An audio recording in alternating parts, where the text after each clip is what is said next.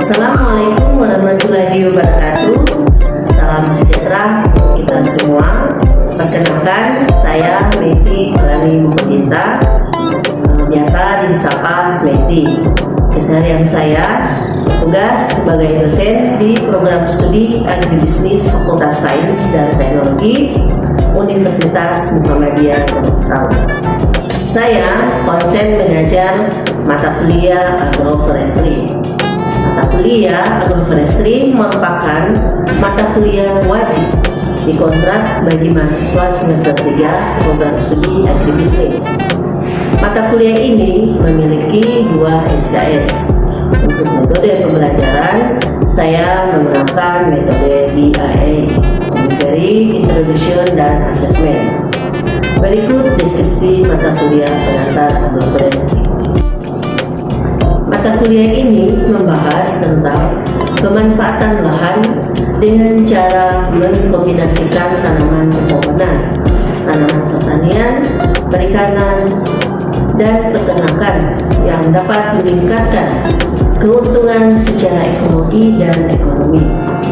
Mata kuliah ini hadir sebagai solusi untuk masalah konversi hutan menjadi lahan pertanian yang mengakibatkan banjir, kekeringan, erosi tanah, penurunan kesuburan tanah, kepunahan keanekaragaman hayati, hingga perubahan lingkungan yang dapat dikurangi dengan sistem agroforestry. Adapun ruang lingkup mata kuliah ini adalah kehutanan, pertanian, perikanan, dan peternakan. Tujuan agroforestry adalah untuk memperbaiki pendapatan petani dengan tetap memperhatikan unsur-unsur ekologi dan ekonomi. Dengan mempelajari mata kuliah pengantar agroforestry ini, mahasiswa diharapkan pertama mampu menjelaskan hakikat, manfaat, tujuan, kelebihan, dan kekurangan agroforestry, mampu menganalisis sistem agroforestry pada setiap wilayah, mampu mengevaluasi hubungan dan peranan faktor geofisik dan klimatik dalam meningkatkan produktivitas dan konservasi tanah, mampu menganalisis finansial dan ekonomi agroforestry, mampu mengevaluasi sistem agroforestry pada lahan kering, mangrove, air tawar, dan tropika basah, mampu menerapkan sistem agroforestry kepada masyarakat pada berbagai zona. Untuk mencapai kemampuan tersebut, mahasiswa diberikan materi sebanyak 14 kali tatap muka. Berikut materinya yang kami sajikan selama 14 minggu ke depan dengan cara offline dan online. Berikut adalah materi-materi pembelajaran pengantar agroforestry yang meliputi 1. Pengertian sistem agroforestry, 2. Latar belakang sejarah perkembangan sistem agroforestry, tujuan dan manfaat penerapan sistem agroforestry, jenis agroforestry, kelebihan dan kelemahan sistem agroforestry dari aspek ekologi, ekonomi, dan sosial budaya. Keempat, klasifikasi sistem agroforestry berdasarkan tujuan, struktur, fungsi, tingkat input teknologi, dan manajemen serta zona ekologi. Kelima, mampu menganalisis kriteria dan jenis komponen agroforestry berdasarkan tapak dan bentang alam. Keenam, mampu mengevaluasi hubungan dan peranan faktor biofisik, klimatik, dan peranan pohon dalam meningkatkan produktivitas dan konservasi tanah. Ketujuh, mampu menentukan metode dan data yang dibutuhkan dalam analisis finansial dan ekonomi agroforestry. 9. Mampu mengevaluasi faktor-faktor sosial budaya dan peranannya dalam sistem agroforestry. 10. Mengevaluasi sistem agroforestry di wilayah dataran tinggi. 11. Mampu mengevaluasi sistem agroforestry di wilayah tropika basah dan kering. 12. Mampu mengevaluasi sistem agroforestry di wilayah mangrove dan air tawar. Ke-13, mampu mengevaluasi sistem agroforestry untuk produksi ternak dan kayu bakar. 14, mampu mengevaluasi sistem agroforestry untuk produksi bahan obat-obatan atau herbal. 15, mampu menciptakan kombinasi sistem agroforestry pada lahan pertanian. Selanjutnya, bagaimana materi ini dapat tersampaikan kepada mahasiswa? Maka, saya menggunakan metode pembelajaran DIA, Delivery, Introduction, dan Assessment. Berikut penjelasan. Teknik delivery. Pertama, saya dalam memberi materi menggunakan textbook karangan Kurniatun Haria dan kawan-kawan. Bahan ajar pengantar agroforestry. Kedua, Louis Book, James Pelusi, Eric Chen Fernandez dengan judul Agroforestry Sustainable Agricultural System. Ketiga, Joko Triwanto Antoni Yung. Keempat, buku Didi Suharjito dan kawan-kawan. Kelima, buku karangan saya sendiri Meitu Mokoginta, serta beberapa buku tambahan lainnya yang terkait dengan mata kuliah pengantar agroforestry. Teknik kedua yaitu case study.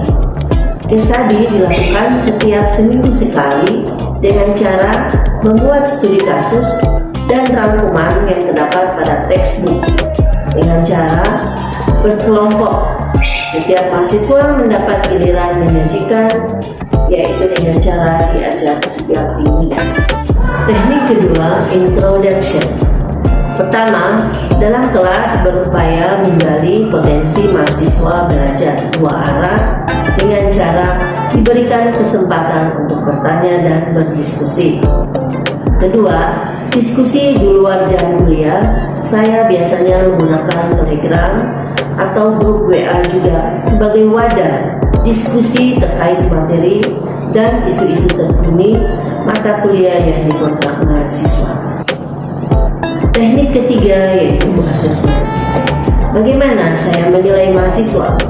Yaitu dari awal pertemuan saya sudah sampaikan lebih dulu aturan kontrak mata kuliah sesuai kesepakatan bersama antara saya pengajar dan mahasiswa yang mengontrak mata kuliah tersebut.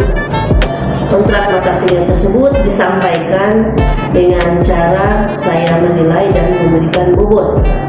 Bobot tersebut meliputi kehadiran 15%, partisipasi 10%, tugas 15%, UTS 25%, dan UAS 35%. Adapun punishment atau peringatan bagi mahasiswa yang kurang aktif dan memberikan tugasnya terlambat, maka akan dikurangi nilai yang bersangkutan.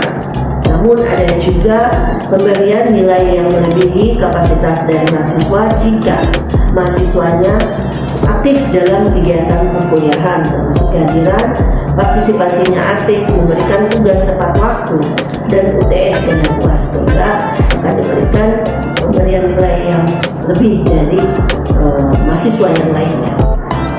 Berikut kita saksikan video pembelajaran mata kuliah pengantar agroforestry dengan metode offline.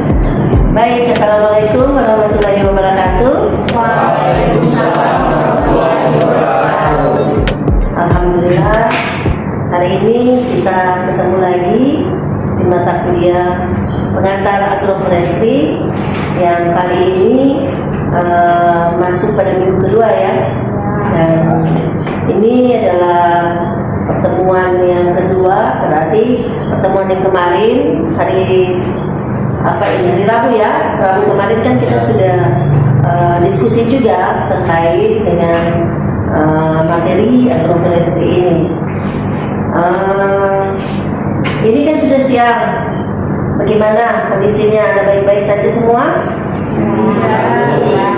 Sarapan tadi pagi? Ada yang tidak dan ada juga yang sarapan. Insya Allah tidak terlalu lama kita akan diskusinya. Di sini kita istirahat. Hari ini apakah semuanya sudah hadir? Sudah. Jumlah yang mengontrak mata kuliah ini berapa orangnya? Kemarin di absen ada berapa? 13 atau 15 kemarin. Ini yang hadir berapa? 11 dengan yang keluar tadi ya. Berarti masih 3 orang. Ya soalnya 3 orang itu pada pertemuan selanjutnya dia bisa hadir. Mungkin ada kendala lain, kurang sehat atau urusan mereka. Kemarin itu kita sempat membahas terkait ruang lingkup dari pengertian administrasi itu sendiri, dan masuk juga kita telah membahas tujuan dari pembelajaran kita, juga membahas tentang penilaian kontrak kerja, kontrak mata kuliah ini, yaitu mulai dari kehadiran nanti saya akan menilai tugas, keaktifan dalam ruangan, dan juga UTS dan UAS. Itu masuk dalam penilaian di mata kuliah ini. Nah lanjut, apakah masih ada yang ingat terkait mata kuliah agroforestry, pengajaran agroforestry itu apa? Kali ini kita sudah sempat membahasnya. Apa pengertian dari agroforestry itu sendiri? Nah sebelumnya kita harus tahu dulu. Kalau kita mau masuk ke pembelajaran selanjutnya, kita evaluasi dulu apakah yang kemarin itu masuk di kepala kita atau tidak. Nah, coba ada yang mengingat kembali tentang pengertian agroforestry? Silakan, Ustaz. Ya. Jadi agroforestry adalah kombinasi antara tanaman pertanian dan tanaman berkayu. Ya, ada yang lain selain Iksan tadi memberikan gambaran tentang agroforestry? Ayo. Siapa? Silakan ya. Wanatani atau agroforestry adalah suatu bentuk pengelolaan sumber daya yang memadukan kegiatan pengelolaan hutan atau pohon dan kayu-kayuan. Ya, bagus. Dari Rido sampai Iksan tadi telah menyampaikan tentang pengertian agroforestry itu sendiri. Ya, betul dua-duanya. Jadi agroforestry itu adalah penggunaan lahan, pemanfaatan lahan sebidang lahan.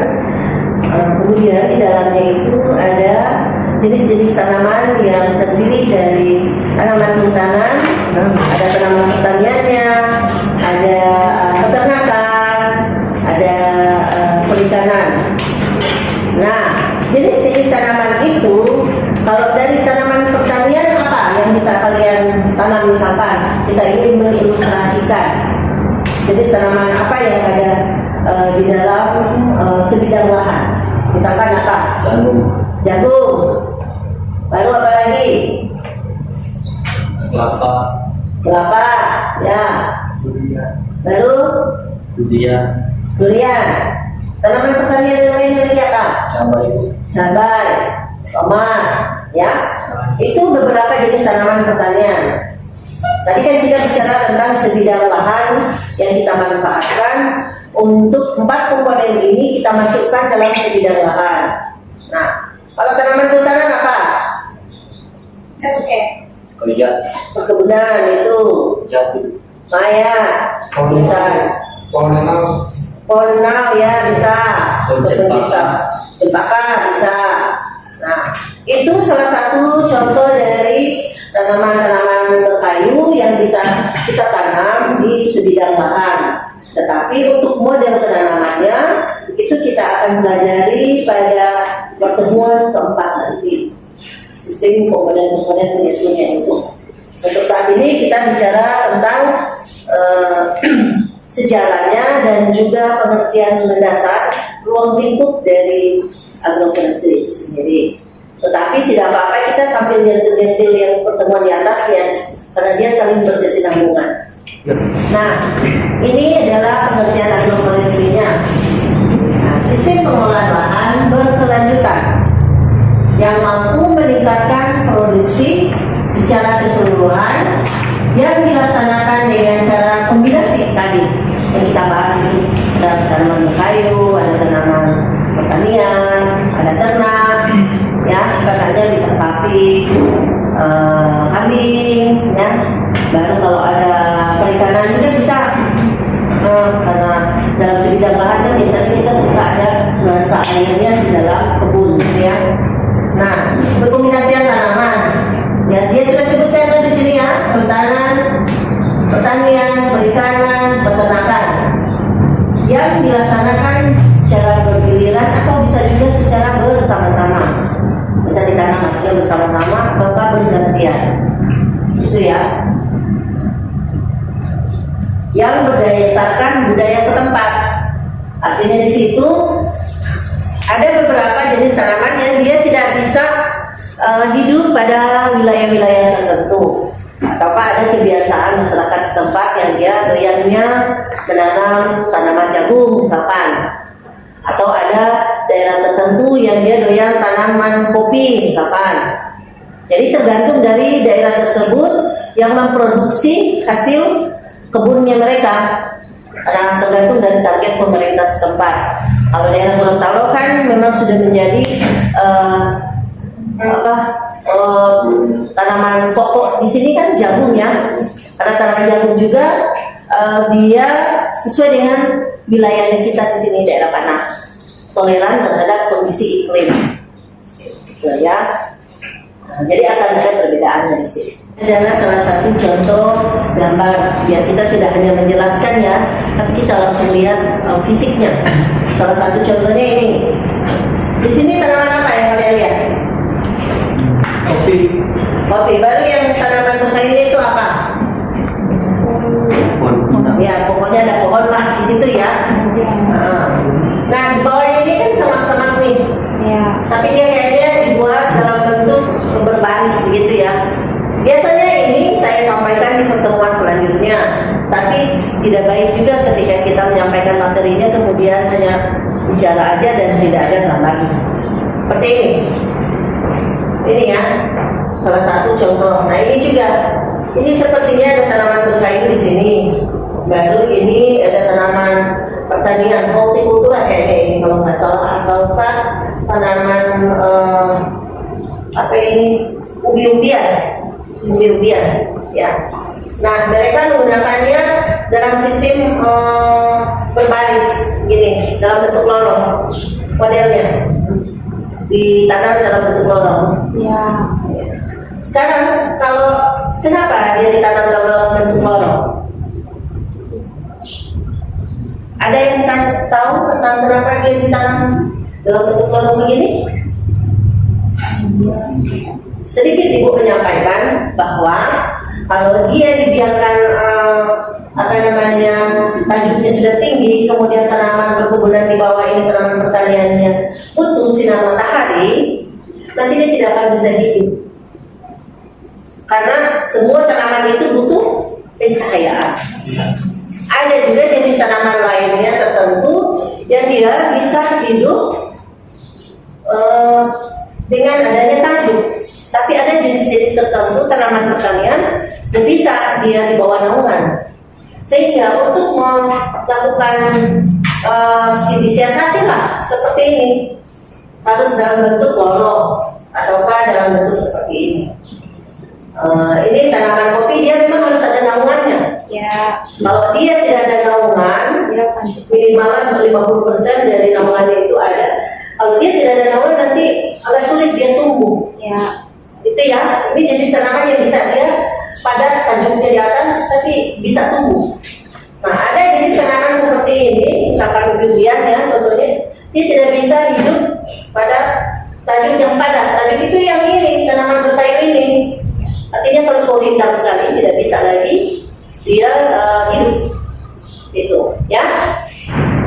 Ini adalah gambar terkait sistematika pengaturan agroforestry pada setiap lahan. Dan gambar ini dia sudah ada semua lengkapnya. Kalau yang ini sistem pengaturan dalam bentuk lorong, artinya diatur. Ada pengaturannya ketika penanamannya. Kalau di sini tidak, tetapi dia sudah tumbuh secara alami. Dan ini yang masih ada campur tangan manusia untuk melakukan penanaman. Nah, di sini ada fungsi ekologi, ada juga fungsi ekonominya di sini. Ada fungsi juga sosialnya. Nah, fungsi sosial dan ekonominya itu kemarin itu kita sempat menggali sedikit ya terkait sosialnya apa, yaitu masyarakat akan mampu menciptakan pendapatan mereka. Nah, ketika ini dijual akan ada pendapatannya dari sisi sosial. Dari sisi ekologi dia akan mampu menampung beberapa tingkat erosi di sini, tidak mengurangi tingkat erosi. Karena ketika air hujan turun, ini ada tanaman yang menahannya. Nah, dari sisi ekonomi, kita tadi sudah disebutkan ya, dia mampu menciptakan pendapatan petani. Dari sisi ekologi mampu menciptakan kondisi setempat, lingkungannya juga akan mampu tercipta dari sendirinya, sama juga dengan yang ini. Jadi itu ya dari sisi ekonomi, sosial, budaya dan ekologi yang memberikan manfaat ini agroforestry. Nah, begitu banyak manfaat pemanfaatan lahan dengan menggunakan sistem agroforestry, baik dari sisi ekonomi, sosial dan satunya lagi ekologi ya. Kita sudah banyak pelajari tentang itu. Barusan juga saya menjelaskan tadi, sehingga apa yang bisa kita ambil hikmahnya dari itu, apa yang melatar belakang. Ayo, ada yang mau menjawab itu? Karena kebutuhan saat ini di mana kebutuhan luas kawasan semakin berkurang. Contohnya seperti banjir dan lingkungan. Sedangkan tanaman pangan terus berkurang dan semakin terus berkurang terus menerus. Ya, betul, Ajul. Benar yang apa disampaikan Ajul tadi, bahwa kondisi kita saat ini kebutuhan pangan itu semakin meningkat, jumlah penduduknya semakin bertambah setiap hari, sehingga tidak ada jalan lain bagi para petani untuk membudidayakan tanamannya pada areal tertentu lahan, sehingga kadang-kala luas kawasan hutan ataupun daerah yang ada di sekitaran kawasan hutan otomatis akan dimanfaatkan untuk penanaman jenis-jenis tanaman tertentu, atau bisa juga dialihfungsikan menjadi kegiatan-kegiatan lain, seperti ada yang dari perusahaan-perusahaan sawit, perusahaan kayu lapis yang membutuhkan jenis produk-produk tertentu, maka tidak menutup kemungkinan itu akan diambilkan luas lahan kawasan yang sudah disiapkan sebagai lahan yang tidak bisa dialihfungsikan. Gitu. Nah, selain itu kita harus mengetahui juga ada beberapa istilah lain dari agroforestry untuk kawasan Indonesia. Ada perhutanan sosial, ada hutan kemasyarakatan, ada hutan serbaguna, forest farming, dan eco farming. Masing-masing istilah ini berfungsi untuk secara ekologi, ekonomi, dan pendapatan, ekonomi, sosial, dan ekonomi. 3 faktor itu manfaat utama dari agroforestry. Nah, ada istilah ini ada bagian-bagian tertentu yang memberikan manfaat. Nah, di agroforestry itu memiliki 4 ruang lingkup. Tadi kan sudah kita lewati beberapa penjelasan tentang itu. Pertama, agri-silvikultur, agropastura, silvopastura, agro-silvopastura. Kalau agri-silvikultur adalah tanaman pertanian yang dipadukan dengan tanaman kehutanan. Agropastura, tanaman pertanian dan dilakukan adanya pengembalaan saat ternak di situ ya. Silvopastura juga demikian, yaitu adanya tanaman kehutanan atau yang berkayu dan ada pengembalaan. Begitu juga agro-silvopastural, yaitu adanya tanaman pertanian, kehutanan dan pengembalaan. Itu ya 4 komponennya. Selanjutnya, ini gambar yang sudah menunjukkan ada tanaman berkayu ya, di bawahnya ada ternak. Berarti dia silvopastura. Karena ada ada ternak-ternak biasanya dia tidak mampu untuk bertahan di bawah terik matahari, jadi harus bernaung. Tapi di bawahnya dia makan. Nah, ini beberapa contohnya juga ya. Ini yang tanaman dalam bentuk lorong tadi sudah disebutkan tadi. Nah, setelah kita mempelajari semuanya ini, tentu kita harus tahu sejarah ini apa sebenarnya, dari kapan sejarah ini mulai ada. Nah, di dalam pengelolaan lahan agroforestry terdapat 3 fase. Masa agroforestry klasik, masa agroforestry modern dan agroforestry modern. Di masa agroforestry klasik itu pada zaman dahulu itu sudah dilakukan. Pada agroforestry modern itu masyarakat atau petani sudah menetap, yaitu sistem pertanian menetap yang melibatkan banyak jenis tanaman pohon berbasis pohon, baik sengaja ditanam maupun yang tumbuh secara alami. Masih ingat foto yang tadi saya tampilkan tadi, ada yang sengaja ditanam dan ada yang alami tumbuh. Masih ingat tadi yang di slide di atas? Ya, itulah agroforestry modern saat ini. Jadi kesimpulannya, agroforestry ini dari tahun 7000 sebelum Masehi ya, itu sudah ada kegiatannya. Baru pada tahun 1800 jenis tanaman berkayu yang sengaja ditanam sudah juga dilakukan. Itu menunjukkan bahwa agroforestry ini pekerjaan lama atau kegiatan yang sudah lama dilakukan oleh nenek moyang kita, tetapi saat ini teknik baru yang dilaksanakan. Adanya perubahan model penanamannya. Kalau dulu hanya satu jenis tanaman saja, kalau sekarang dia sudah masuk kategori banyak jenis. Itu ya, sudah banyak jenisnya. Termasuk ada basis pohon. Sejauh ini ada yang mau tanya? Bumi? Ada yang mau ditanyakan? Tidak? Oke. Nah, ini tahun 1970-an pertumbuhan penduduk itu semakin tinggi. Nah, tadi si Aju menjawab kebutuhan pangan meningkat. Nah, muncullah ini oleh World Bank menggalakkan perhutanan sosial supaya lahan yang ada di pinggiran hutan atau yang ada di kawasan pemanfaatan tertentu bisa digunakan, ya, biar dia bermanfaat untuk para petani. Kemudian oleh Badan Internasional yang awalnya menangani penelitian dalam bidang agroforestry bernama ICRAF yang disebut dengan International Council for Research in Agroforestry yang berpusat di Royal Tropical Institute Amsterdam. Nah, berubah menjadi ICRAF World Agroforestry Center. Saat ini tempatnya ada di Kenya. Nah, pertanyaan kenapa sampai ada organisasi ini? Ada yang mau jawab? Saya Bu. Ya, silakan.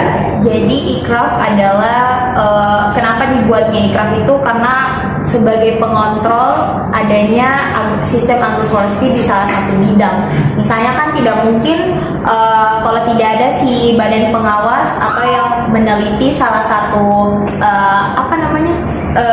salah satu lahan tersebut, karena tidak mungkin ditinggali tanpa adanya pengontrolan dari salah satu organisasi. Jadi itu udah berfungsi.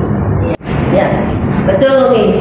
Apa yang disampaikan tadi bahwa lembaga ICRAF ini dia fungsinya mengontrol dan melakukan penelitian terkait dengan bagaimana bisa memberikan solusi untuk jenis-jenis tanaman yang agroforestry itu agar dia bermanfaat secara ekonomi dan mampu meningkatkan kondisi lingkungan setempat, mampu meningkatkan. Demikian tadi deskripsi singkat pembelajaran saya terkait mata kuliah pengantar agroforestry. Sekian, terima kasih. Billahi taufiq wal hidayah. Wassalamualaikum warahmatullahi wabarakatuh. Salam sehat untuk kita semua.